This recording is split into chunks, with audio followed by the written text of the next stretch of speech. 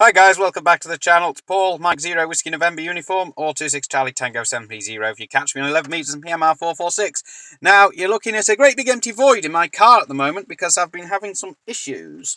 I started having issues last night whilst I was working and participating in the local net on GB3IR. Now, across these wires here was a relay to control the radio's power with the ignition key of the car. That relay started giving me problems last night, and today, whilst investigating the problem, it started popping quite a lot of fuses. So every time I changed the fuse, turned the ignition on to test the relay, fuse would go pop. So my thoughts is that relay is pretty much had it. It's a standard, I'm going to find it, well I did have it a minute ago, I'll show you it in a wee while when I get back up into the house. It's a standard Bosch automotive relay. So what I'm planning on doing is, as a quick fix just to keep the radio working, because I don't have any money to replace the relay right now, is basically cut those crimps off, if I can, and put a butt splice in there, just temporarily until I can actually get something that's a little bit more resilient relay-wise. But it was just a standard, like I say, a standard Bosch relay that I bought from Halfords, which I used in my previous car as well, and has served me quite well since I bought the FTM-400, because that's the purpose I bought it for, so I could actually control the radio from the ignition. So I'm going to bypass that relay for now. The actual power switching was handled by two wires off the back of the stereo loom. I'm going to have to unplug the stereo for this, because you wouldn't be able to see it otherwise. So let's try and get it out of the stereo without making anything go bang.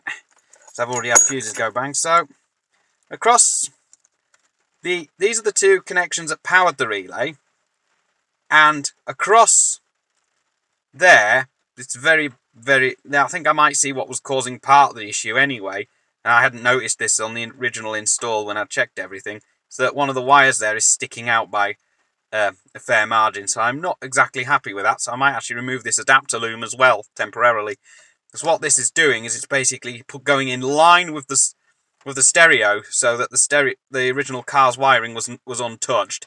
So I'm going to remove that as well, and then I'm obviously going to put the dash together as well, so I have to take that apart to actually change the fuse. And the fuse, when I can show you the fuse box that kept popping, is that fourth one down there at 15 amps.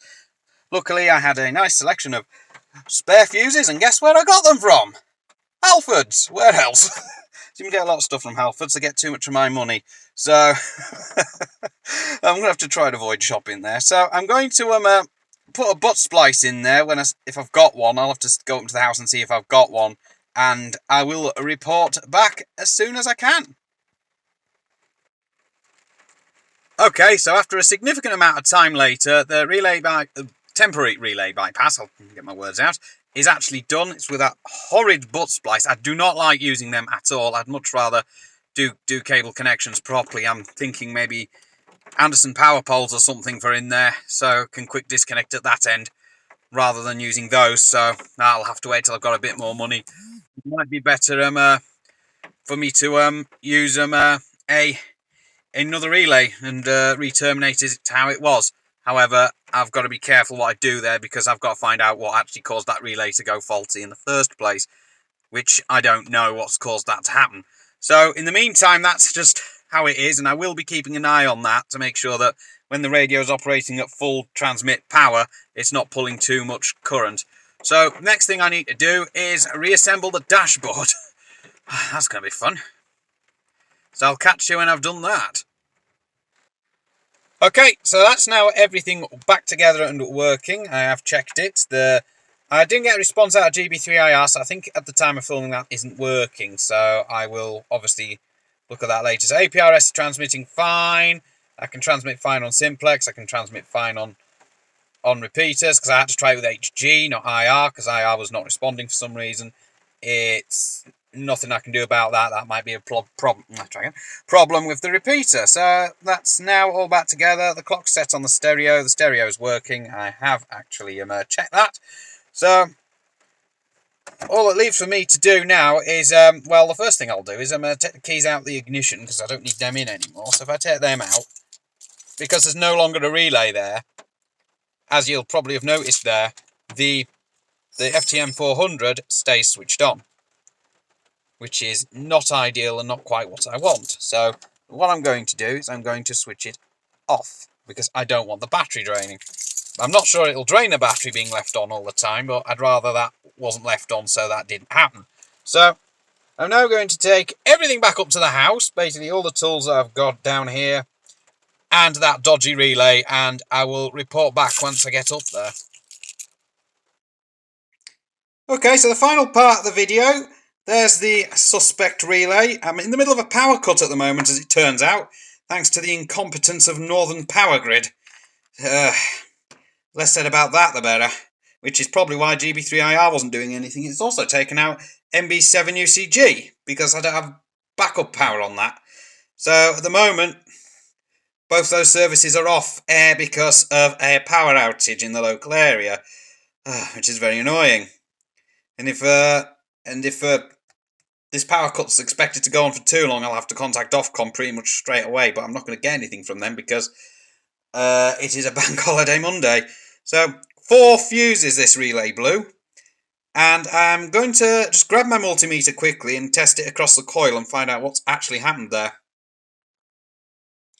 Okay, so I got my multimeter in. This desk's actually a bit cluttered at the moment, which is very annoying. I would have liked to have cleaned up some of this clutter, but unfortunately, as I just said before, a power cut has happened, and therefore there's not a lot I can do. So I'm going to try and meter this whilst holding the phone with the other hand, because I'm using my Oppo phone. It's going to be fun. Can I get that to go? Yeah. Yeah. I've actually already tested this relay though, and I can tell you now it's dead short both ways, and it was passing quite a lot of current, so that's through the relay coil. So that relay's completely gone. So that's now out of the car. So, and there is the pile of fuses that were popping. So I'm just going to zoom out a bit, because I think I'm zoomed in a bit. No, I'm not. I'm actually fully zoomed out. So, yeah. I'm going to try and get this uploaded to YouTube as soon as the power comes back. So, this is Paul, Mike 0 Whiskey November uniform, or 26 Charlie Tango 730 if you catch me on 11 metres and PMR 446. And, well, yeah, I'm in the middle of a power cut, and I do have handheld radios, but no access to the repeater, because I can't hit HG on a handheld in here. So I am, unfortunately, in a bit of a predicament. So I will catch you in the next video. 7th feed for now. And I do have something to announce.